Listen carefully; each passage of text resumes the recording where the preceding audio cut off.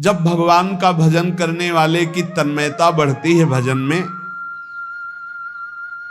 तो द्वेषी जन अपने आप तैयार हो जाते हैं। भक्त कभी किसी से द्वेष नहीं करता, अपने आप वो द्रोह करने लगते। तो नरसिंह मेहता जी से बहुत गांव के कई लोग थे जो जलते थे, ऐसे जलते थे कि अब क्या करें, कैसे मिटा दे नरसिंह मेहता जी को।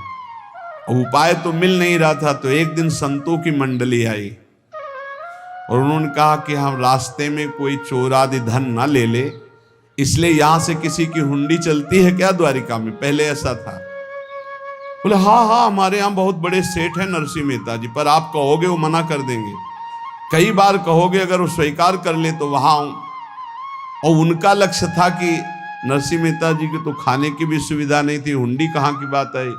उनका था कि जब वो ना कहेंगे तो संतजन नाराज हो जाएंगे, अगर हाँ कह दिया तो वहां हुंडी चुकेगी नहीं, तो संतजन अपने आप इनको शाप दे देंगे, अपराध बन जाएगा, ये नष्ट हो जाएंगे।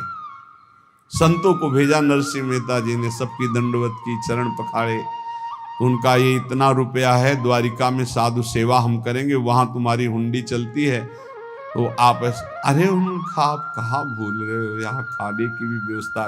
बोले हमें सब पहले से बता दिया गया कि आप मना करोगे, बार बार मना मत करो, हमें पता है। तो उन्होंने ठाकुर जी की तरफ देखा, बोले क्या लीला है प्रभु, संतों से हम क्या कहें, ये ले रुपये।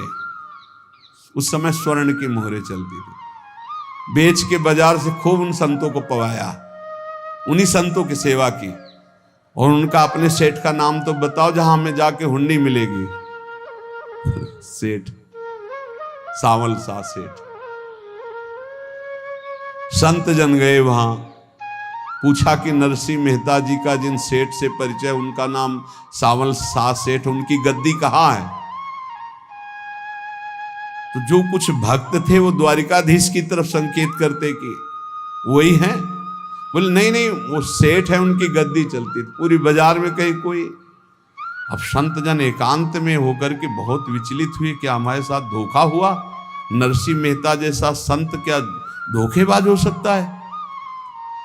देखो, संशय तो बहुत विचित्र होता है, बड़े बड़ों को संशय हो जाता है। जब भगवती सती जी को संशय हो गया, राम जी को, हे खग हे मृग हे मधुकर श्रेणी, ऐसा पूछते हुए कि सच्चिदानंद कैसे हो सकते, तो किसी को हो सकता है, क्योंकि वो बुद्धि की अधिष्ठात्री देवी है। जो ही उनके मन में ऐसा आया कि क्या हमारे साथ धोखा हो रहा है, इतने में ही देखा जय हो सावल सा सेठ की। वो सावल सा सेठ, तो देखा बढ़िया मुनीम जी उनके साथ, तो सेठ बस्ता लिए हुए मुनीम जी, सरकार इधर से चलो। तो उनका सावल सा सेठ आपका नाम है? संतों ने कहा। बोले हाँ। बोले नरसिंह जी? हाँ। बोले आपकी हुंडी आ गई है। हुंडी एक कागज में लिखा कि ये हमारे सेठ जी को दे देना। वैसे लोग मुझे माखन चोर कहते, कोई कुछ कहता है, लेकिन आपने सेठ बना दिया। जब आपने सेठ बना ही दिया तो आप कभी परवाह मत करना तुम। और ये सेवक आपकी सेवा में सदैव तत्पर है, भगवान ने ऐसा लिखा। जो भगवद आश्रित है, एक बार ये चलता रहता है, जो